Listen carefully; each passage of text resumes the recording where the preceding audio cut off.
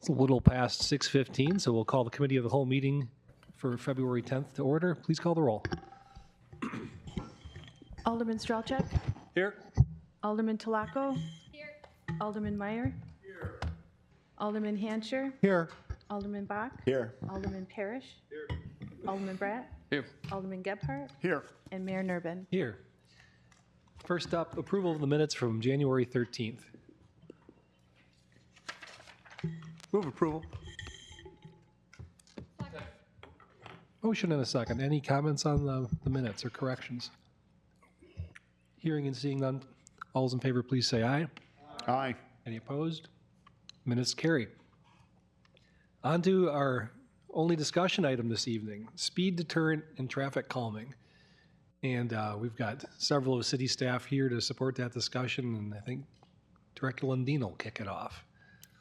I will. Good evening, Mayor and Councilman. We're here to discuss the Speed Deterrence Summit, as we've been referring to it. And while we have a brief presentation, as always, we would much prefer this to be a conversation. So as we go through, if you have questions on anything we're discussing or would like to add anything to the conversation, we're happy to hear it. This topic is before you this evening because the idea of speeding has been through multiple different committees. It is perhaps not surprising that residents can be concerned about speeding, whether that's within their neighborhood or on the surrounding streets, and the potential solutions for speeding are unique. First, it requires a data-driven approach that considers the request itself, an analysis as to whether there is in fact speeding or not. But the committee-level discussion ultimately led to the conclusion that the city doesn't currently have a clear and transparent guide to how speeding concerns are addressed.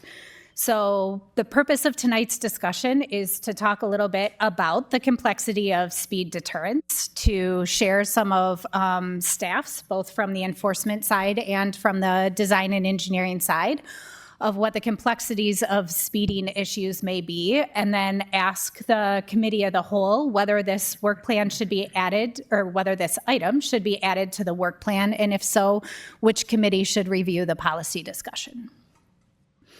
As indicated, speeding is a complex safety issue, not only from the perspective of whether there is speeding itself. It can increase both the likelihood and severity of crashes.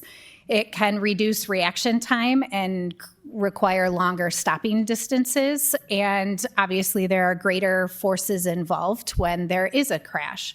But safety is not just about speed alone. Speed differentials, or having some traffic driving slowly and some traffic driving fast, can actually at times be worse than just speeding. So having over-conservative drivers can also lead to safety issues. And traffic calming measures are complex as well and should be reviewed on a case-by-case basis based on those actual speeding concerns. So as Kristen said, each speeding issue is kind of a unique issue, so we need to look at each one kind of on a case-by-case basis and have a data-driven process, taking in both the context of the street, the location, what traffic is actually doing, PD will talk a bit later about enforcement, and there was some materials in the packet as well about how we've kind of addressed past issues and complaints that have come up regarding speeding, and there's some old packet documents from, I think, public safety. So that's kind of the current operating procedure for addressing a lot of these complaints. And I know we had quite a bit of information in the packet as well, with different kind of like FAQs sort of when it comes to driver behavior and how we would address certain things. So just wanted to give like the high level overview of kind of some of that stuff. So one of the points that we really want to drive home is that drivers will react to how the roadway feels when they're driving down it. We can try to do things when we're trying to affect that behavior, but a lot of that is going to be based on changes to the actual roadway and how it feels, not necessarily. Sometimes signage can work. It has to be the right signage. Basically, the point is we need to be sure that we're doing the correct treatment for the right roadway. But a lot of that is just going to be driver behavior. When you're driving down the road, you're going to go what feels safe to you, that's what other drivers are going to do as well. So a couple things on what speed deterrence actually means, and what things are in our sort of toolbox on how we can affect that driver behavior. Common categories of those: enforcement, which Chief Riley will talk about. Driver education is a big one, and that can mean a lot of different things. It's something that a lot of other communities usually concentrate on at the beginning of a lot of these issues because it's free and it's easy typically, which every community loves. That can involve things like HOA brochures or like information kind of specific to an area, easy things like that. Temporary speed radar feedback signs, which we currently do, are kind of an education piece. Some other things that other communities do, encouraging HOAs to install like lawn signs that you'd see, just kind of the small ones that they put on private property. And then an interesting one that we came across just as an example is some communities encourage HOAs to kind of have a petition where they send a petition or kind of an agreement around the HOA or neighborhood that basically everyone signs their name on the line saying like, I'll obey the speed limit in our neighborhood. Because a lot of the complaints that we get, and I'm sure you guys get, are neighborhood based, cul-de-sacs, small areas, not necessarily, Mequon Road or something like that. So those things, and then, what you'd kind of think of with typical traffic calming stuff as well. Vertical deflection based things like speed tables. We have our nice little snake going over the small speed bump on the right here. And then other things like horizontal deflection measures, curb extensions, changes to the way the driver is perceiving where they're going to have to steer their car. Those things are all things that can affect how fast people are traveling. And then environmental and context-based deterrence. Like I said, people will drive what they feel is safe. If there's a lot of pedestrians right next to them, usually people will drive slower. Environmental deterrence, street trees close to the road, making you feel kind of closed in a bit more. That stuff also impacts driver speed. So just displaying some of these things, again, it's not like one solution doesn't fit every roadway type and every situation. And then just a high level, what doesn't work as speed control typically, again, things that we usually get asked, and just kind of wanted to discuss those things because I'm sure you guys get asked these things too. Stop signs for speed control, not recommended for a host of issues. Garners contempt, makes it hard for PD to enforce, reduce compliance, those types of things. Speed limit signs alone, like I said, it's about what the driver is feeling, not necessarily the number on a sign. Kind of a funny anecdote. We've for some reason gotten a lot of questions or comments asking to check if their neighborhood has a speed limit sign because they're pretty sure that it doesn't exist in their neighborhood, and there should be one in each neighborhood when you're entering it. And most of the time we do find one just going on Google Street View, and it's just something they just don't notice because they drive past it every day. So along those same lines, these like slow children at play signs that sometimes people want, putting on like a signpost next to the street.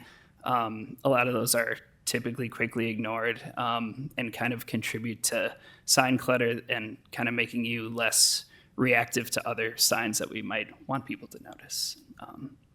So I will pass it off to Chief Riley now. Good evening. I'd like to go over a few things that, some strategies and techniques that we use on Sorry. Get a little closer. There you go. That's better. All right. So starting over, I'd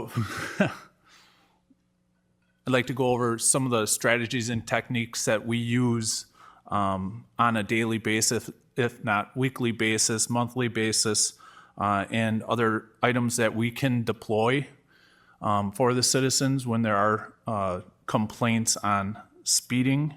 One of the things that we do is called directed enforcement. And directed enforcement is a citizen would call, complain about speeding in their neighborhood, in the area. Sometimes it's only one call, sometimes it's multiple calls from individuals in the same neighborhood. So we track those through our records management system. And when officers have some downtime in between calls, they're directed to go over to these areas and sit for 10, 15, maybe half an hour, and track what's going on at these different spots, run radar, and then they track it. In the packet, in 2025, for example, there's 19 directed enforcements. Doesn't seem like a lot because we get a lot of complaints about speeding, right? But we were able to deploy out at those 19 directed enforcements 198 times.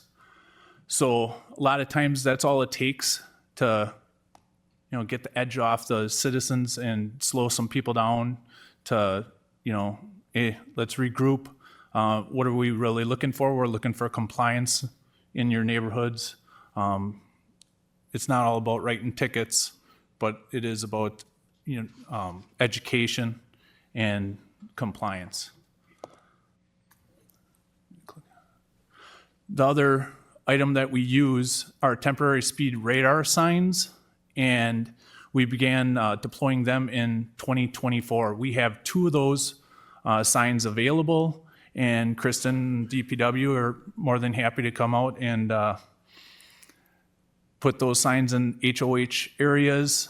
We typically deploy those for 30 to 60 days. In 2024, we had 13 deployments. And in 2025, we had 10 deployments.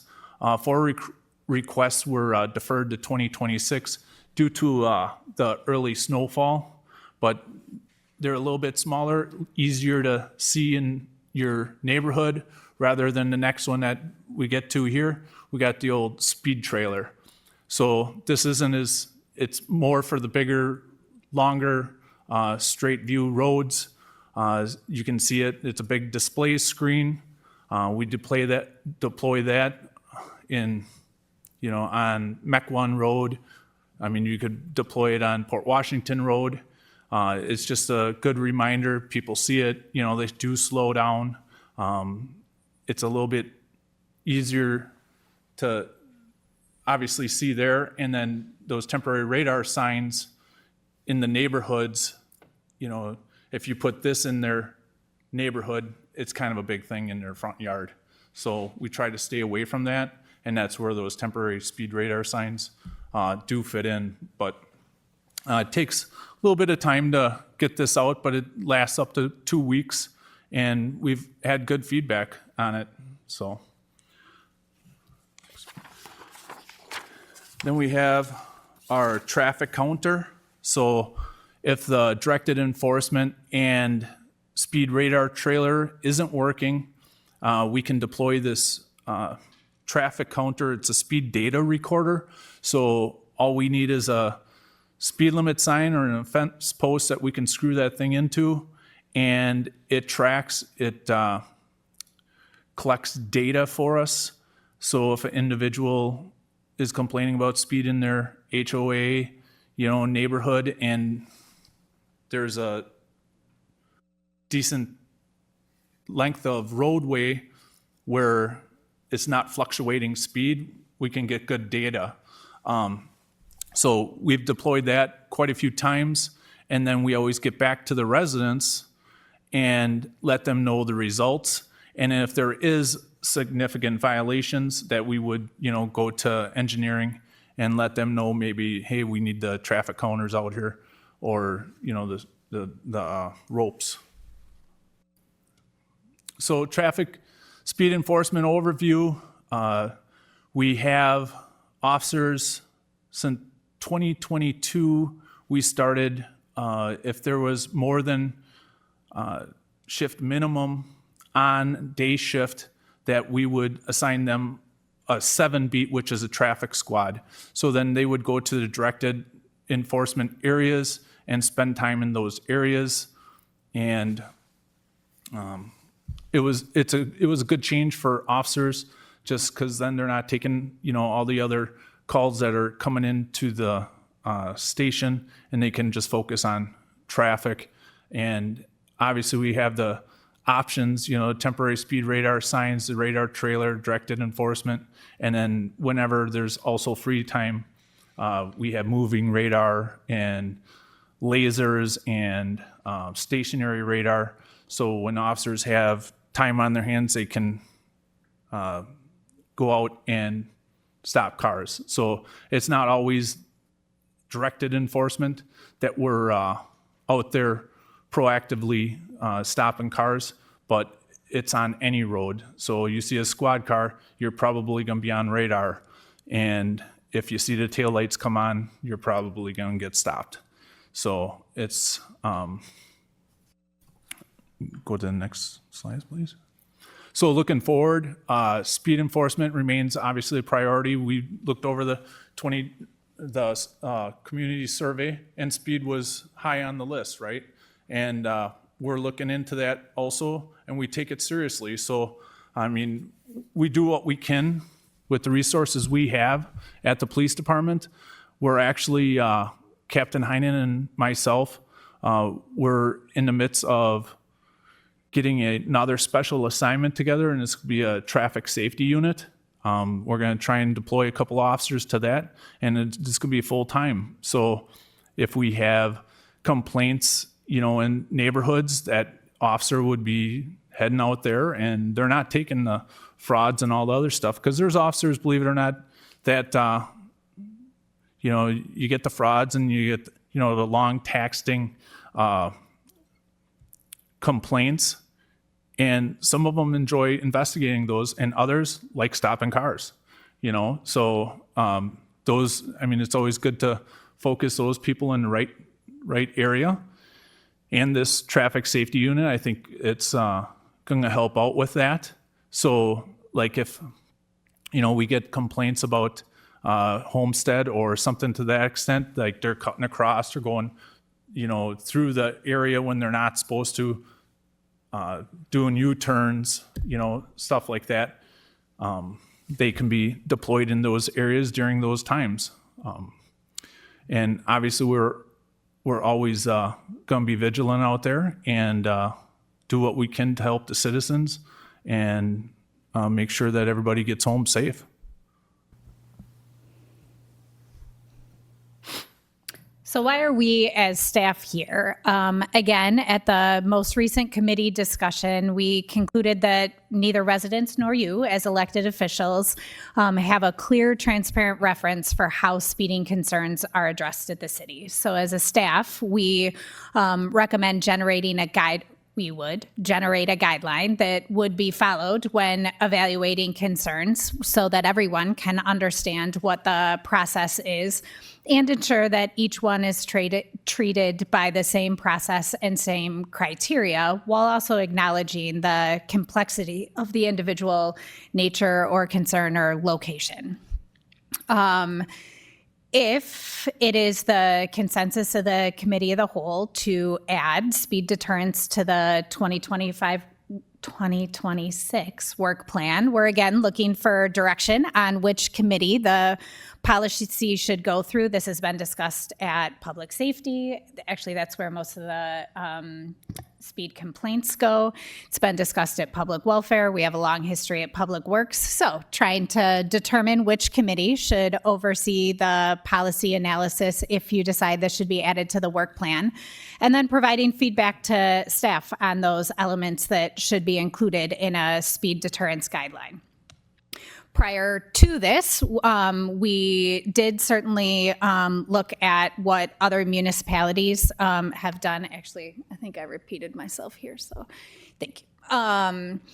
We did contact other municipal staff. This is certainly not an issue that is unique to the city of Mequon. Cole and I were at a conference today and in fact talked to several counterparts about how they address speeding concerns in their municipalities. So we have other examples that we can build on and some good content on lessons learned in terms of what they have found to work and what not to work. But certainly we have a wealth of information to build on as well. We just certainly think that we owe this clear, concise, and transparent communication in terms of how speeding concerns will be heard and potentially addressed depending on what the data and analysis reveals.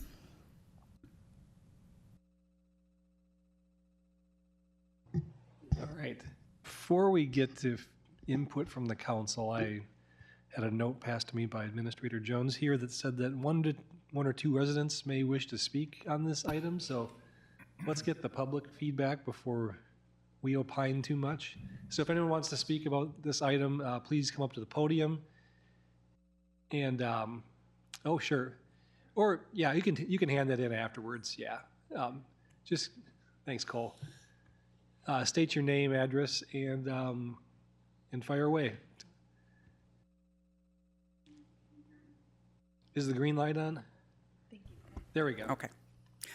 Well, thank you very much for allowing me to speak. My name is Donise Thomas. I am a resident of the Enclave Preserve subdivision. My address is 10711 North Tree Sparrow Drive here in Mequon. I have lived there for approximately 5 years. And when we first moved into the neighborhood was not as developed as it is today. So as the officer was stating, we had one of those truck bed speed signs on Morning Dove Drive to sort of assess the speeding that was happening in the neighborhood. I don't know what happened to that, but a year and a half ago, I did write a letter requesting speed bumps for our neighborhood, and I don't know what happened to that. I have been in contact with my representative, Dale Mayer, who has been very gracious in keeping me abreast of what's going on in the meetings, and so we've had a few communications back and forth. And I am here to advocate for speed bumps in our neighborhood, and I want to tell you why. When we first moved there, we lived on Tree Sparrow Drive, as I said, and it was a dead-end street. Since then, as of about, I want to say last summer, Viridian extended Tree Sparrow Drive to the south, which means that it's no longer a dead end, and we have traffic that can flow all the way from, off of Mequon, off of Wauwatosa Road onto Morning Dove, down Tree Sparrow, and then back onto Wauwatosa. So now it's an open neighborhood. There's no cutoff. There's no more dead end anymore. With that, that means that we now have increased traffic on our street that we did not have before. And we have no less than 15 children on our street, all under the age of, I want to say, probably 11. And although none of those children are mine, I am still a very concerned neighbor about the safety of those children. And so I am advocating for speed bumps to be put in on our street. I also took around a petition to the entire neighborhood and had it signed and submitted that to Mr. Mayor as well. So that should be in the record somewhere. And I think we had a unanimous agreement that speed bumps would be a great addition to our neighborhood. By the way, our neighborhood is a neighborhood where the average sales price is somewhere around $900,000. So we're talking about a neighborhood that very much values the safety and what's the word I'm trying to say? The safety and enjoyment of its residents, and especially the children, from them getting dropped off, from the bus.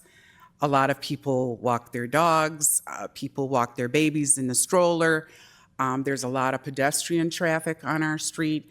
And so I am just hoping that this year or in the near future that we can have speed bumps put on Tree Sparrow Drive heading north to south so that we can maintain the safety and enjoyment of our neighborhood.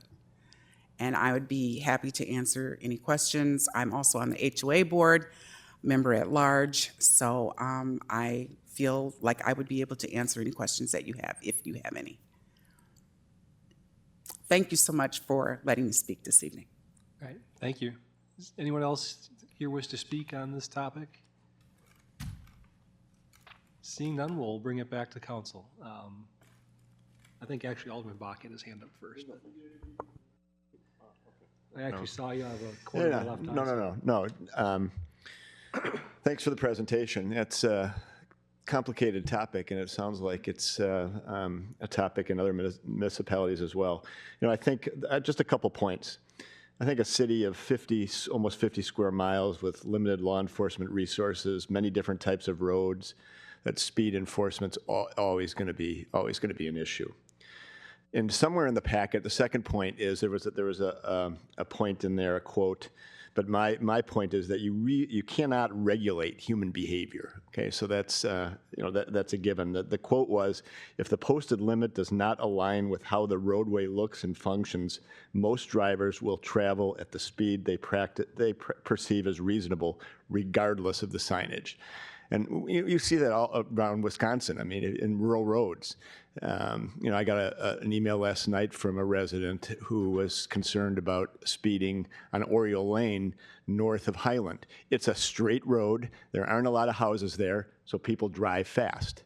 And so, that's challenging. You really can't regulate human behavior. And on these rural roads, we have a lot of them in the city. Some people are just going to drive fast. Then there's two different types, like the main roads and the subdivisions. And I think focusing on, where the most kind of the safety issues are, Port, Highland, Wauwatosa Road, Mequon Road, long straight roads, Lakeshore Road, some of those, focusing some of the enforcement, some of those, and I know the police department does a good job already in some of those areas. I mean, I see it on Highland just because it's close to me, and now with the interchange, and it goes from 40 to 35, but nobody obeys those signs. I mean, they're driving fast, and they're cruising, and that area is a little more dangerous because you got Oriole Lane School there, and you got pick up and drop off, and so focusing on some of those roads, I think would be good. Then the subdivisions and the cul-de-sacs, you've got not just the residents, but you got the Amazon drivers and everybody's speeding around on those. I think we talked about at one point, and Cole mentioned it, getting the HOAs involved, using road signs, not just like one sign, but, I've seen some places in Cedarburg and places where they'll put like 5 or 6 in a row, slow down or drive. Maybe those are going to be more effective, obviously, than just the children at play sign when you put one sign up like that. So focusing on those different types, I mean, you guys have there's been good initiatives to address the speed, those portable speed signs. For some reason, when I see those flashing, I'll slow down, I'll stop. And, I see that on Green Bay Road when you're coming in Thiensville and it goes to 25 miles an hour. I mean, I'll stop, it'll get my attention. So those seem to work. So enforcement at high traffic problem areas is effective. I like that idea of the police, the enforcement group, just the traffic enforcement. I think that will help. Other initiatives. I mean, the city of Milwaukee has done all kinds of things. I mean, they've got bollards, they've got cutouts, probably more for reckless driving than speeding. But there's lots of things. And are there emerging technologies that can be used? Maybe there's new things that are going to be coming out that you can kind of keep your eyes on. I remember in the Phoenix subdivisions, I don't even know if it's legal in Wisconsin, but in the Phoenix subdivisions, my friend, when I had a rental car there last year, he said, just be careful on this road because they've got cameras there and they'll take a picture if you're speeding and you'll get a ticket in the mail. And probably we can't do that in Wisconsin, but maybe there's things like that are going to be coming out that you can use to kind of help with traffic enforcement. So I think for the point committee, maybe public safety makes sense for this, but you'd have to have engineering representation on there for when that discussion is there, so you can work together and put together a plan. I mean, I think it is a good idea to come up with a policy, a response for residents, because then you would know, hey, and I know you get a lot of calls already and respond to people. I mean, I've called a couple times and people are you guys are very responsive, but having kind of a protocol or a guideline that shouldn't be too complicated to put together, so residents know what the steps are, would be helpful. You might want to talk about the resident who talked about speed bumps, and there's speed bumps, and there was another something the difference, because I used to think speed bumps were the answer too, but then when I learned more about speed bumps, there was something else. Speed bumps seemed to be effective like in the Homestead parking lot, but on the roads there was another term that we talked about. I can't remember what it was. Yeah.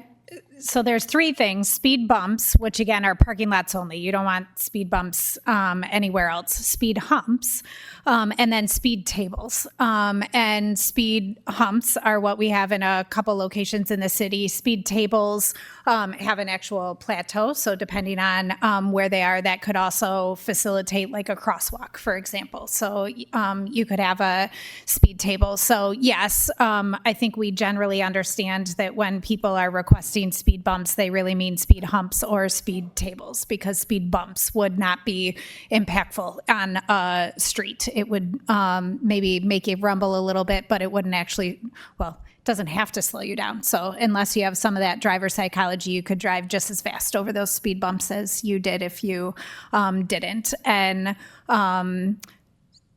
while many of you have heard my concerns with speed humps, not only as it relates to emergency response and or our concerns for maintenance and snow plowing and things, that's one of those that we would want to evaluate on a case-by-case basis, because a single hump is never the answer, because unfortunately studies show that traffic on either side of it is just faster. And so what you actually have to have is a series of speed humps or speed tables, which is not only more expensive, but again, just extends that maintenance concern and issues beyond what that is. And we, while not popular, can always have the discussion about having different requirements on public roads versus private roads, because when you have city resources that are otherwise plowing and maintaining roads with speed bumps versus those HOAs that fund their road maintenance, then we could make different decisions.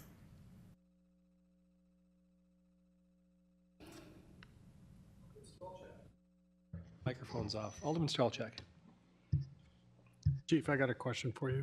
So this task team for speeding, would that be additional resource, or do you have time within your current workload to be able to, have people just working just on that? So how that would work is that we have to do a study of our department and redirect some of our forces to a speed, or not even a speed, a traffic safety unit. And it's more getting 2 or 3 officers involved in it. And that's what they're going to be doing full time. It's like a special assignment. We have special assignments for acting detective, school resource officers, that sort of thing. But I think the traffic safety unit could be utilized, and we just have to direct some of our officers and figure out how we can cover the gaps and have this work out. So we're in the midst of that right now. I'm going to be really pointed with a couple of my comments, and it's not reflecting on the fact that I know that you care about, being a good advocate for the community and community safety. You and I have worked together on several different speed requests that I've had within the district, but as, the alderman with the largest land mass and the most open space, when I have speeding problems, mine are the most extreme out of, other people. I got people exceeding 70, 80 miles an hour down country roads, or seeing how fast their car can go if they think that they can get away with it. And I've got some pretty serious unsafe situations. Your commentary earlier in your presentation, as you were talking about how you allocate people to speed enforcement, the entire conversation run around as we have time, as we have something. There's nothing pre-planned. So your discussion at the end on having people assigned to it is long, long overdue. We haven't had people assigned to speed enforcement, and speeding is the #1 complaint that I get in my district on a regular basis. When we've had people go out, they've been for a short period of time, and it's as you have available. They're not out there typically on a month-over-month basis, and there isn't a report back from an angry resident that calls me threatening to go in the middle of the road with sticks or stones, or handle the enforcement themselves.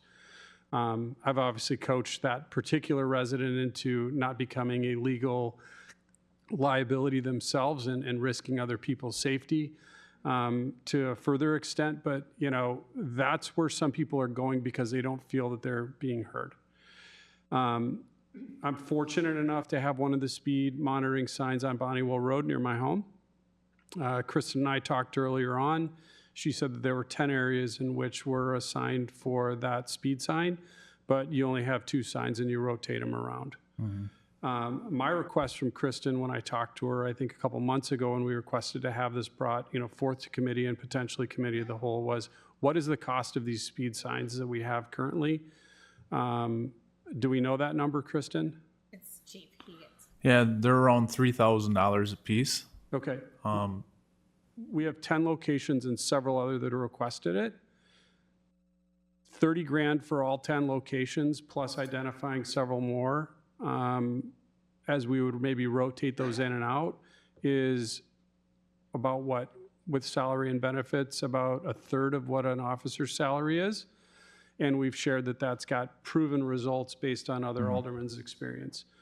I would also invite you, as we look into these, I've put a lot of road miles on with work in the past couple of years. I'll tell you, the speed enforcement signs are the ones, they flash, but they flash, red and blue if you're speeding. And then God help you if there's a white flash of light that comes out of it, you think that there's a camera in it. It would be nice to, have a camera and get a database of the people that are 15 over and above on a regular basis so that we can have that in a database so they don't get a warning if they get pulled over. Or find some way to, via camera send them a ticket. I think cameras violate state law, so you're stuck. But the flashing white light, I'm just sharing with you, my experience. I was driving west going through Illinois, came in on road construction. Honestly, got a phone call and was reaching down. I was distracted, looked up and the speed limit had dropped and there were one of those signs and it flashed white 3 times and I sweat for the next 50 miles driving down the road. Am I going to get pulled over? Am I getting a ticket in the mail? I'm in my work vehicle driving to, a place. My intent is to stay at or around the speed limit. So I'm going to share with you that actually, does have some extra tooth. So as we're looking into those things, that's another area. I think the neighborhood education is a great outreach. I think if you have an officer sitting there with a car giving tickets, we're going to get a reputation really quick. Sharing a little bit of city history, I think you've lived in the community for a long time. I remember you have as well. I've been here since the 70s. And I had a place across from Oriole Lane. The officer would always sit in the Oriole Lane driveway. So as you'd come down that road, everyone knew to not speed there. That's been less and less frequent. If you drove in Grafton would pull you over even for 4 miles an hour over. So there was the warning and the parents would talk to all the teenagers, you're going to get pulled over. If you get a ticket, you're going to lose your license. Really heavy and strict, just kind of pull over and even with warnings. In those situations, you can't issue tickets, but they had a reputation that you just simply don't speed in Grafton. I think that's excessive for our community. I do want to highlight that, but I think once we have people out in the street and there's a few more tickets that are issued, I think we're going to have some pretty good strength and self-control that's going to start, kind of coming into place as people drive through Mequon and they realize that Mequon's serious about speed enforcement within our communities. Those officers sitting doing traffic also show it's a good public safety message. You've got people out watching the community, whether it be traffic or otherwise. They're in the community available for an emergency call. They're already in their car, the car's warm. You know, and there's some other advantages in that space. So with that, I mean, that's just kind of my statement. I saw Kristen kind of shrug when we said put 10 up. I really don't want to debate how many we have. We just don't have enough. My neighborhood has requested multiple. I've had people offer, as we look at policy, they're willing to write the check for these. $3,000 is a pittance for some people that are concerned about their kids or grandkids playing it, you know, outside on the street, and they're happy to write the check and put it up there year round. And then if, you know, when it comes back for maintenance, if we do outreach to that same person and or, you know, find a policy on replacement and maintenance on that unit, we can research it in that way. But those are key and critical, and you know, we just simply don't see them enough. So just from experience, thank you. Alderman Meyer.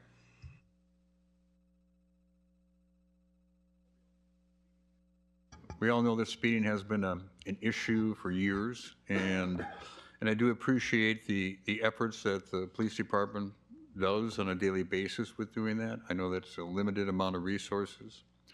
And also, you know, Public Works for, you know, trying to get some traffic calming things going on. But, you know, I think it starts out, and this is just a little sidelight, I think it starts out, you know, with the fact that some stuff in the future is, you know, from now on when we're planning subdivisions and that, we should no longer have any straight streets inside there. They should be curved or have chicanes inside of it. I know that the developers want to maximize their yield that's in the area, and so a straight street is for them is the best. But I think that planning should, you know, start with that and make sure that any future subdivisions that we have don't have those straight streets like we have in some of the older ones and some of the newer ones too. That's just problematic for it.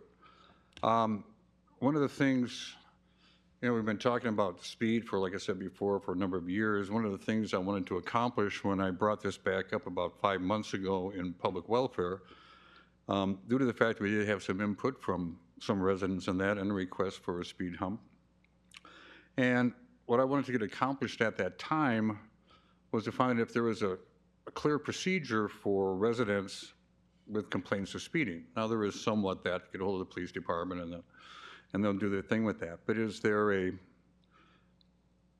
regular procedure that is somebody can follow and can get that accomplished through it? Do we have a place for that right now? I think we kind of got like a quasi thing, but I don't think we have anything that's in stone, you know, that we can get the residents started on a process for putting in calming devices or speed humps. So I guess instead of going back and forth on all these things, and I appreciate what everybody's done, I guess the main question is that, does the city of Mequon want to pursue the fact of installing speed humps in areas under different criteria or not? I mean, we can go and study it forever and ever and ever, but the process should be is that, first question is, do we want to or don't we want to? And if we don't want to, it should be a clear indication to all the residents we're going to do everything else we possibly can except for that. And then we're not going to install them because of these reasons. If we are going to install them, which I think in some indications, some areas is a great idea to do it, you know, there has to be the procedures, there has to be the requirements, there has to be a whole mess of things that happen before that is allowed. But if that criteria is met, you know, we don't fight the fact of having it anymore. We install the speed bump for the residents inside of that area. You know, you have to get approval by the fire department, you have to get approval by the police department, you know, you have to get, you know, maybe 70% of the residents inside the area signed up for it, all those different types of things, you know, doing studies beforehand like we do for speed and all that different types of stuff. But if all that criteria is made and is met, the city should go ahead and do it, if that's what we're going to decide to do. If we don't want to do speed humps, we should just say we're not going to do it and continue on what we're doing and try the best we can. So, you know, that's my comment on it. You know, let's decide whether or not we want to pursue that, or we can study it for another 2-3 years and keep going in that direction. But you know, let's just decide whether we're going to do it or not first, then set the criteria for it, but let people know we're just not going to do it and try to do something else in that effect for it. Some of the little things that I thought might help, you know, and I don't know what the cost is and stuff like that, but, you know, our major concerns you know, we do have concerns in highways, and we do have concerns on the major roads and that for it. But our major concerns are in the subdivisions, where we have the kids and we have the families walking, they're walking their dogs and other stuff. That should be our number one concern inside of it, because that's where we have the majority of our residents inside of it. And so in doing that, you know, maybe we need to have in the bottom of our four-way stop signs inside the subdivisions a little bitty thing in the bottom of it that reminds them this area is 25 miles an hour. I know we don't have any inside of the subdivisions. We don't do that as a standard practice. We have it on the outside of them. You know, when we're approaching the side of it, there's nothing on the inside to remind people.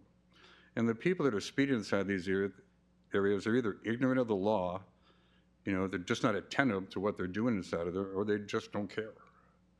You know, and some of that stuff has, those people have to constantly be reminded of the fact that it's 25 inside of this area, and I think if a cop sees somebody doing 30 miles inside of it, they should be pulled over and just written a ticket up right away. And that word gets out awful fast, as Alderman Strelchik said. That's my comments on it. You're absolutely right. In many cases, people just don't care. I've got a neighbor in my subdivision that I've called in a couple times now, and it's clear they don't care because they remind me I'm number one every time they drive by my lawn and I'm out there. So you can use your imagination to how they remind me of that.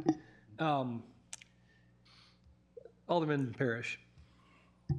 Sure. Thank you first of all, thank you to Alderman Meyer for your leadership on this subject and pushing us to talk about it in our committee meetings. Thank you to staff for your holistic, process-driven approach. It is a good way to look at it, high level. To answer Alderman Mayer's question, I've long been interested in, I now acknowledge it wasn't speed bumps, it was tables and humps. And I've always listened to Director Lundin. I respect your opinion. I get that people speed up before and after. But just as time has gone on here, I really don't see too much of the problem with them. I think, first of all, we should differentiate between private roads and public roads. So if a subdivision owns their road and they deem that they want to pay to put in a hump, that seems okay to me. I mean, they should get an approval too and do it to code, and they can break their snow plows or what have you and maintain it. Then there's the subdivisions. What's interesting with whether it's a subdivision with an HOA or without an HOA. And what's interesting with these subdivisions is I often get people with conflicting opinions about what to do, whether like some people don't want the speed bump and others do, and others want signage and this and that. So it's really hard to get consensus. So one effective policy I've always done when I get a call from residents is like, look, I want to support you, but if I'm gonna kind of get behind this neighborhood, I need consensus from your board. And so I do think that all requests, certainly from an HOA, should have, I mean, that's what the boards are for. They're the elected officials for that whole neighborhood. And so I think if anything is to proceed, I do think the HOA board needs to consent to it. It's a good process. I don't see the problem with the tables. I guess I'd like to learn more information about like what are like the extra costs of, are we gonna have to replace these humps every couple of years? Is it gonna affect our equipment? What are the dangers of them? You know, and what Director Lundin said made sense. Like, I get that if you put one up, then they're just gonna speed up after, so you actually have to do successive ones. And I understand that it's a slippery slope. If we do it in a couple of neighborhoods, then all the neighborhoods are gonna want it. So there's a lot to unpack here. I think this, to Dale's point, it could be really short if we don't want to consider those, because I think that's what most of us are interested in, and I would be interested in learning more. So thank you very much. Can I ask why it's only speed humps? I mean, there are dozens, if not hundreds, of traffic calming measures. So why the hyper focus on only considering if there are speeding issues that the solution would be speed tables? Well, just well, first of all, that's what our residents automatically will jump to. That's the most logical thing that will slow any of us down. We're all scared about going flying off of the bumps. But if there are other measures, I thought that's kind of what tonight was about, to kind of go over all the different measures. So if there's others, I'd like to hear about it. The technology is interesting. I'm just kind of worried about this like police state where we're taking pictures of everyone's cars and monitoring. I just don't even want to go there. I get that it's against the law. You can't do that anyway, so it's So not even a I just think the discussion. whole technology thing is not the right way to go, at least not now. We're already doing the traffic calming with our road designs, so I think we've already. We are not. I think that's the point that we used to for a while. There was Yeah, we have subdivisions in no the past- requirements to do traffic calming with our road design. There's some subdivisions in the past that were laid out with those intents, Yeah. and we've gotten away from it. I wouldn't want to force like non-straight roads if that's what makes sense, but I get that it's a good policy and meandering and all that good stuff. So, what Well, else would you recommend again, to us? Like, how do we react? How do The chicanes, they're not really traffic circles, but for those that are on planning commission, remind me the name of the subdivision. what's a Riverland chicane? Meadows now they have a rather large straight road, and they essentially almost have a cul-de-sac in the middle of it, but it doesn't terminate. So the traffic on this straight road will have to actually go around an island in the road. So they won't be able to speed just from one end to the other. There are impediments. So there are certainly things we can do from a design standpoint to require. And no, it doesn't necessarily have to be a curve. It can be that if you have a straight road beyond a certain distance that you have to implement, and we can list a number of options. It doesn't have to be isolating in terms of what the options are. So if a modification to design standards for traffic calming measures is one of the things that we want to consider, we could. And I guess I'm just concerned with the hyper focus of speed tables, where that may not always be the solution and may not be the best solution. And if we're allowing people to only request that and then say, under these conditions, that is the solution, when that may not be the best solution for that location, that number one, we could cause more public safety issues than what we even have with the speeding to begin with. So I'm just suggesting we have a data-driven process that would, number one, validate that there is an issue, because unfortunately, if you looked in your packet, we have a lot of speeding concerns that we do the analysis and there is no speeding. And so we would want a data-driven process, first of all, to validate that there is speeding, and then to look at the complexities of the specific location and determine what the potential solution would be. I'm just concerned pre-describing what that solution is, that it may not be a one-size-fits-all answer, and therefore, unfortunately, we may be spending money on things that don't actually solve the problem that is being brought to us.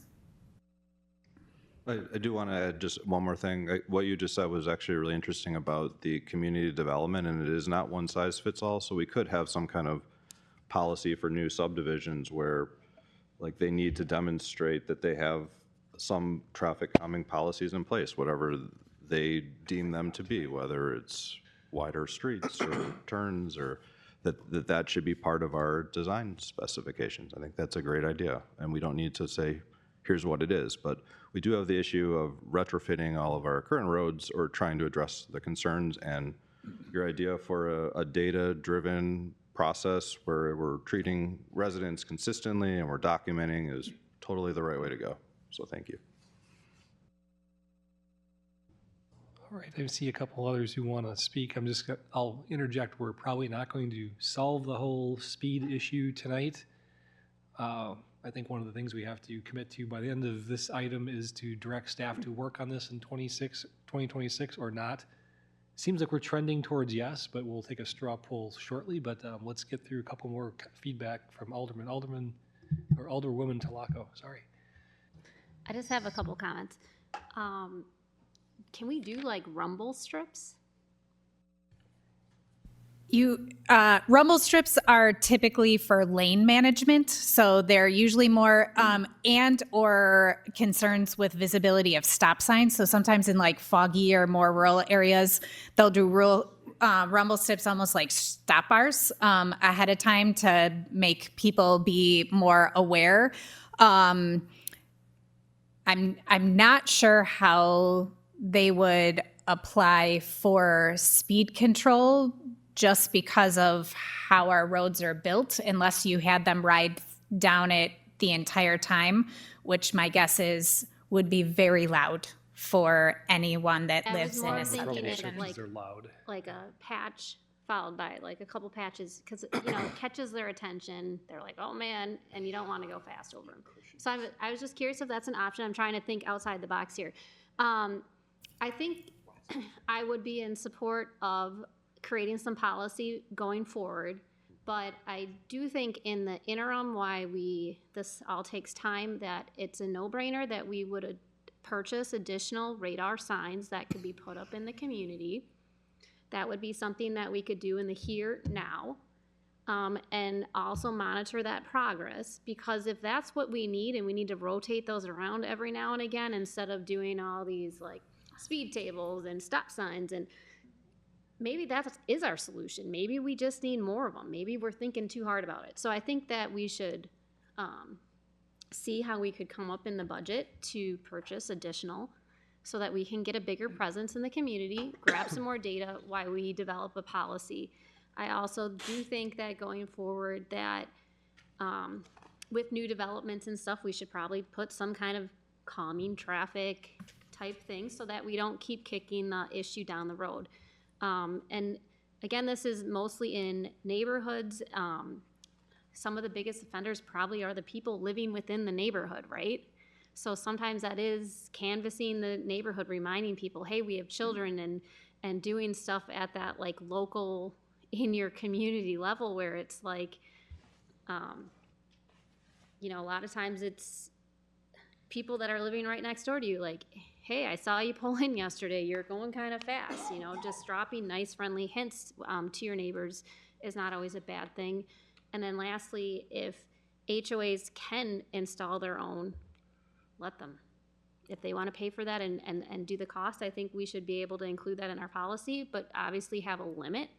We don't need 30 signs in a small area, so we'd have to still have some thoughtful planning with that. But if they want to purchase one or two and that helps within their neighborhood, we should highly encourage residents to be able to take that control, take that action, and move forward. Alderman Hancher. Like all the other persons, I always get phone calls about speeding in subdivisions. And I think that's where I think most of the complaints are from, is subdivisions where there's a lot of children on the streets. And I see it, I'm retired and I walk my dog in the morning, noon, and night, and I can tell you there are cars that are going really fast. They are speeding. And I can see where a child can dart out into the streets, and it takes there'll be a terrible accident. So I guess I look at it this way. I guess just for clarification, do you get a lot of comments or complaints about speeding on Mequon Road and Swan Road and those type of open roads, or is it mainly in residential areas? Where's the biggest concern you see? Is it the big streets or the residential areas? I think it starts with the HOA, you know, the areas, the subdivisions. The bigger roads, we have officers on them, you know, 24/7.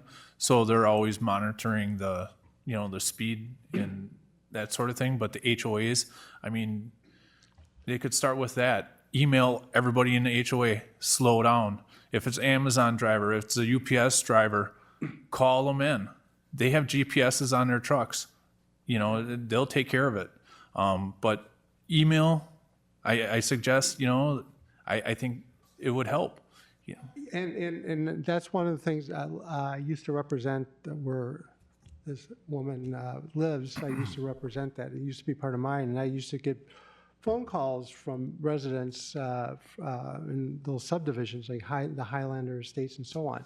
And I said, well, one of the things I suggested was talk to the president of HOA and talk about sending emails. I think it needs more than just that, because it doesn't, I look at it this way, where the HOA has issue with speeding, and then a lot of times they don't know what to do.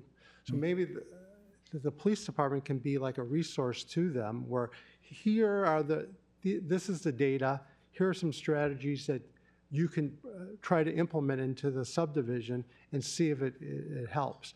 Like, for instance, you could, like if they did wanted to purchase a speed sign, electronic speed sign through their HOA, if that's possible, that could be one option. Or what are some other techniques that they can use in order to alert the residents that it is 25?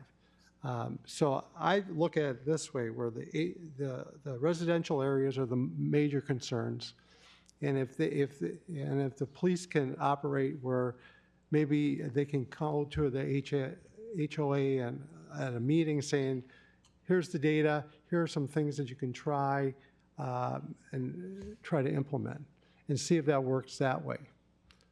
I know, you're right, there's the Amazon trucks and FedEx trucks and UPS trucks. I see some going the speed limit, but others are just going really too fast. They're trying to make their deliveries, and I'm afraid that one time it's going to be an unfortunate accident. But I guess I look at it concentrating on the subdivisions, because that's where the most complaints that I get from, and then the police, public safety as a resource for them, and maybe the police or public safety reaching out to the HOAs and saying, hey, if you need help with trying to help the speeding, we have resources for you, or some suggestions. Sorry, Alderman Gebhardt. Great, thank you, Mayor. I think I want to come back to what your original ask was, and your original ask was not a discussion around what the solutions are, which is where this discussion has gone. Your ask was whether or not it should be added to the work plan, and from there that can lead into other discussions, right? And I know that based upon the packet of information you presented, we've got a pretty good idea of what all the different solutions are that are out there, because they've all been tried over the years. So from where I stand, coming back to what your ask was in terms of adding this to the work plan, I would not be in support of it, and I'm going to tell you why. If you look at the data, again, coming back to the data to drive decisions, I've heard my council members go ahead and say that they've gotten a number of calls. The data that's in front of us in 2025, there were only 19 directed enforcements. That means 19 people, if I understand it right, called the police department to report a speeding occurrence and wanted some help with that, right? If we go back to 2021, that number was 34. If we go to 2022, it was 33, 38, 23, 18. It's the lowest in 5 years. So if I look at that data based upon the complaints that are coming into the police department that is responsible for the enforcement of it, it's tough to go ahead and make the argument that this problem is becoming a bigger issue than what it was last year or 5 years ago. And so that is one of the reasons why I wouldn't go ahead and add it to the work plan until I saw some sort of data that would suggest that this is becoming a bigger problem. What it would suggest to me is that potentially some of the different techniques that have been, or approaches that we've gone ahead and implemented are starting to work, right? And so let's continue to work with some of those solutions, and maybe there is an education process. The other piece that I would say in terms of the data is that a lot of this comes from neighborhoods, is what I'm hearing. As somebody that's been the president of a board of 38 residents in a private neighborhood, I've sat through many years of listening to changing signs to 17 miles an hour versus 25, and speed bumps, and a host of other solutions, right? And we've tried many of them, okay? But I would tell you we've tried them with little to no success, okay? The one thing that it always comes back to is common sense. In a small area, we have the ability to understand where that traffic is coming from or going to, is taking that direct to where it is, right? And we as neighbors have to go ahead and police our neighborhood. And the more we get involved in trying to take that to our neighbors and bringing that to their awareness, or putting it out into a group email through the HOA or whatever the case might be, that's how we've had success in our private neighborhood, in controlling speeds, not because of other secondary measures that cost time and money, and we've had a lot of great suggestions and all that, but it's a difficult thing to fix at the end of the day, right? So from where I stand, coming back on whether or not to add this to the work plan, I think we've got bigger items based upon the data that's in front of me today. If that data changes, certainly I might be more in line with going ahead and looking at this a little bit closer. Thank you.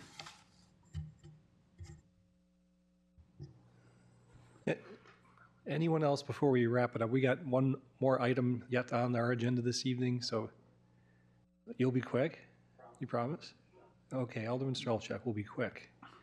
So to respond to Alderman Gebhardt, I agree with a lot of what you're saying. However, residents are tired. They're sick of calling in. You've gotten multiple calls from same residents, and they're just kind of at wit's end. You know, as new people come in and they have new calls coming in. I know that I could have used 10 more calls in the spaces that I called you about this year alone. You know, Highland, Bonnewell, and Friedstadt in specific. I think the speed signs, as we get those, your data is going to be in those speed signs. If we can record with the speed signs what the speeds are as it's recording them and see the delta and find a way to do some kind of a download, at least with a portion of them that are rotated to the high complaint areas, you're going to have your data-driven enforcement. Don't leave it on our residents. This is on our police force and our city to understand. The residents supplement what we do. You know, we're blessed with a lady that came in to, you know, speak out today and talk about her community. You know, if she wasn't here, we wouldn't know what's going on in that community, right? But we should. You know, it's our job to know where we've got safe areas and where we don't. And, you know, that's on us as a community to, you know, keep in mind. So, again, reinforcing the signs, you know, versus the speed humps. All right, just to kind of wrap it up here, we're going to have to come to a point where we give staff direction, and we'll probably do a straw poll vote to do that. We do have lots of speeding complaints. I don't know why 2025 was down maybe a little bit. But I think as we carefully consider how to address it, we should make sure that the cure isn't worse than the sickness. There's a stretch of road over by where I live on La Crusta. It's got 3 stop signs in a row, and speeding is horrible because people are annoyed they have to slow down for the stop sign. So they slow down, they slam on the gas and speed up to the next one, and it's over and over and over again. And the same thing does happen with speed tables too. I think the only area I'm aware we have them is out on the way to River Club if you're coming out of Thiensville, and people slow down, and then as soon as they're done, they slam on the gas and they're off to the races. So they tend to work right where they're at, and then they don't work on the other sides of it. So and they chew up plow blades at $20,000 a pop or whatever the going rate for a plow blade is. And trucks. And I will just note the only other location, because it was a private HOA request at the time and then became a public road, is Stonefield subdivision on Justin Drive.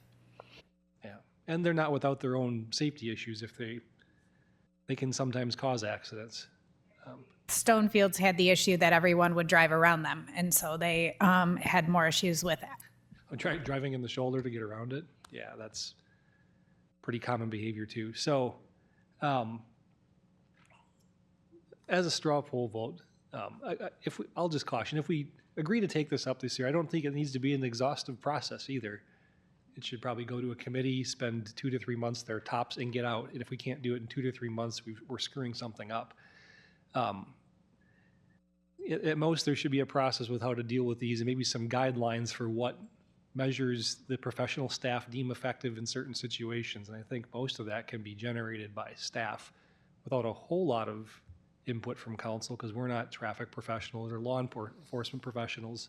So with that as a guide, straw poll vote, who would like to see this taken up in some manner to create a brief, compact, understandable, straightforward process that doesn't take a whole year to put together?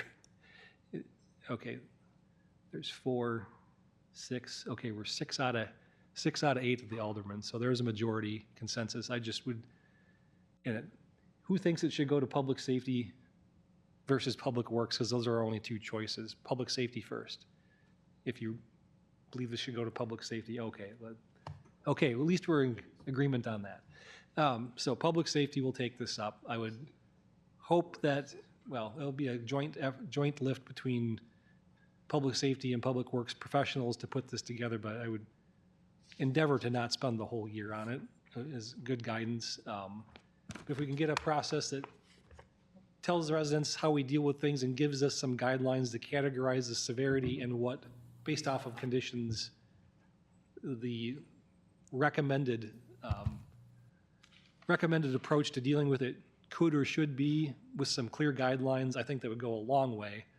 And I think we'll never get it perfect, but we can make it a little more straightforward and better, and shoot for making it better and not perfect, because we'll never get done with it. I think that's the one thing I don't want. It's, if we spend 2 years or a year or two on this, we've failed. But I don't think it should take a ton of time. Let's just see how it goes. And if after 3 months, 2 or 3 months, we can't converge on something, maybe we have to reevaluate if it's a wise use of time. We will do that. I will just ask for a little bit of time for us to react to what tonight was. So we will go to public safety. It just may not be in March. So we'll start the clock at a later date, Yes. and then we'll spend 2 or 3 months on it. That's fair. We have added it to the work plan, just not to the agenda yet. So Noted. Okay. With that, I think we'll move on to the next item. Resolution 4263, a resolution approving permit fees, hours of operation, and proposed regulations for the city brush site starting calendar year 2026. The long-anticipated new and improved brush site.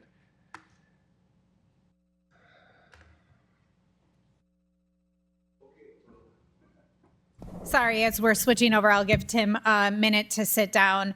As most of you are aware, we have a brand new parking lot and an automated gate at the brush site, which we intend to operate this season with expanded both days and hours of operation. So we're here before you tonight to confirm those days and hours of operations. The fee schedule associated with the new permit costs for those key cards that will open those gates, and the general rules that we will be operating under, the majority of which are the same that we were operating under when we had a human being there. There's just different consequences since we don't have a human that will be monitoring. So, sorry, that was the short version. Did you have anything? Okay. No, that was exactly what I was going to shorten what I was going to say too. So if you all know what the brush site was, if you've been out there since we've been working on it, it's an expanded concrete parking lot. It's got a nice new chain link black fence moved back farther from the road with an automated gate and a card reader for in and out for brush site access. And then we put in a second driveway for trucking and trucking the material out. So we're going to try to do the brush site 6 days a week, closed on Mondays for our cleanup after the weekend. Start at 7:30 in the morning and go till 7 p.m. And so the resolution that we have is basically three things. It is to adopt new fees to the fee schedule for the brush permits. The electronic permits cost a little bit more than the paper permits in the past. So we're going from $25 to $40 for your brand new permit, $35 for a replacement card, and $30 for a renewal, annual renewal, if you can keep that card in good shape. Then the second item is just adopting that schedule I talked about, 6 days a week, 7:30 till 7.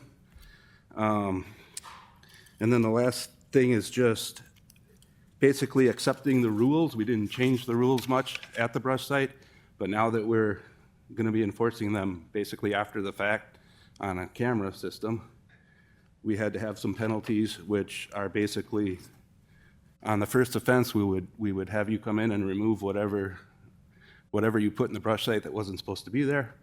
On the second offense, you would have to do that again, but you would then lose your privileges for the rest of the season. And on the third offense, you would lose your privileges permanently. So those are the three things in the resolution.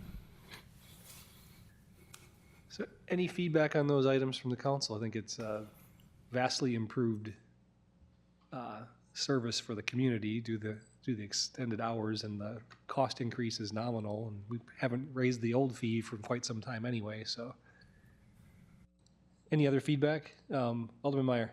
Just one quick question. It says no commercial dumping. What do we do for residents who hire a contractor to do that? Now that we don't have a person, we don't have the means to validate that. So that would not be permitted.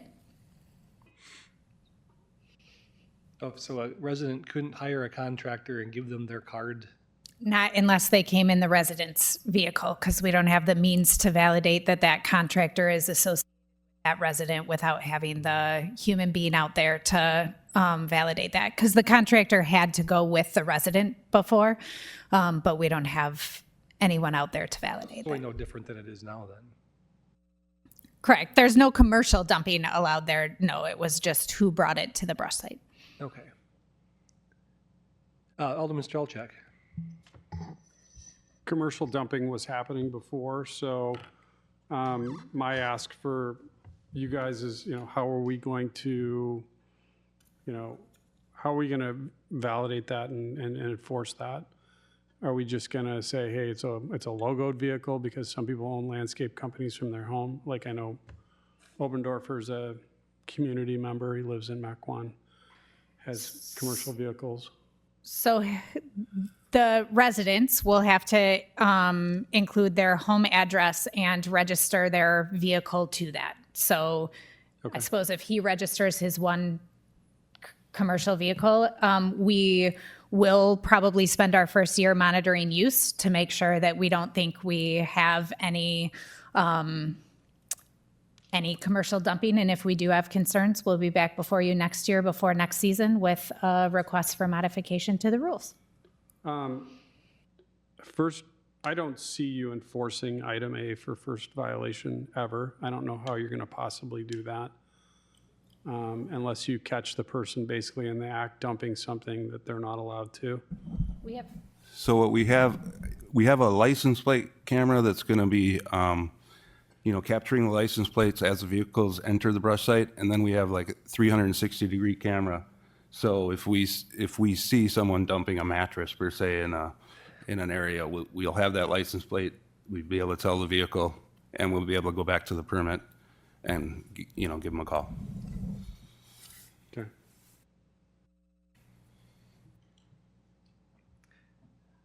Good luck. Alderman Talaco. Just a question. So when you say 12-inch diameter, what was the basis on that for the logs and stuff? That's the current rule, so that's no different than what it is right now. But let's be honest, we're not out there measuring it. So if it's 12 and a half or probably even 13, it's not going to be a big deal. We just can't put anything larger than that through the grinder. So it has to be smaller than that. Alderman Gebhardt. It seems like what you put together is very reasonable, so I'd be in support of it. Is that a motion to approve? Motion to approve? Second. Motion and a second. Any further discussion? I think we got to just see how it goes for a year. Go ahead. At 7:30 a.m. for the start time, how did we come to that? Because 8 seems a little more respectful to the people that are up and down that road with trailers going back and forth. It is 7:30 now, isn't it? People aren't permitted to work loud and do construction prior to 7, right? What we had with the current brush site, on Wednesdays, it was starting at 7:30, and on the weekends, it started at 8. So it's not really a loud process out there. We don't have dump trucks, we don't have commercial dumping, so we haven't received any complaints. Okay. I will just note, we are asking for a season worth before we reevaluate all of this. So we welcome your feedback. We will track all of it. But if we need to consider making any modifications, we'd just like a season to see how it goes. And then we can adjust anything that we need to. Perfect. With that, all in favor, please say aye. Aye. Aye. Any opposed? All right. That brings us to Committee of the Whole planning calendar. In the interest of time, let's make comments to that offline after the meeting. Is there a motion to adjourn? So moved. Motion and a second. All in favor, please say aye. Aye. Any opposed? We're adjourned and we'll